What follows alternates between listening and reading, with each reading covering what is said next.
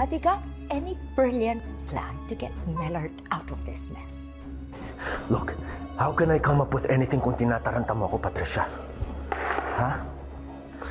At alam mo, kasalanan to ng mga tao mo eh. If you bothered to pay them on time, hindi na sila naghanap ng ibang makakain sa labas. You're unbelievable. Right. Because it's my fault na wala silang mga silbi, di ba? Natatanga-tanga sila, hindi marunong tumupad sa usapan. Oh, please, Renan. With the way you starved them, it's a miracle na humihinga pa sila. Kaya pwede ba? Huwag mong isisi sa kanila o sa akin yan.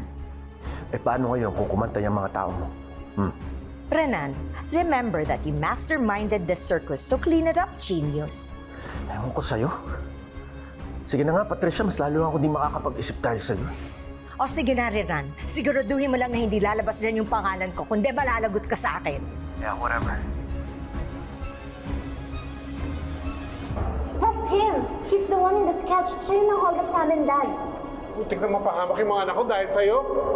Tay, tama na ho yan. Mas may tamang paraan ho para maparusahan siya. Sir nga, no? Baka mapahamak lang kayo kapag pinatuloy niya yung Mellard na yan. Huwag ko kayong mag-alala. Nakarami na ako ng sapak sa pagmumukha niya. Hoy, nasabi ko sa'yo, hindi kami papayag na makawala ka dito na hindi ka nagsasabi ng totoo. Hahanap kami ng ebidensya at baka mas lalo pang lumaki yung kaso mo kapag hindi ka nakipagtulungan sa amin.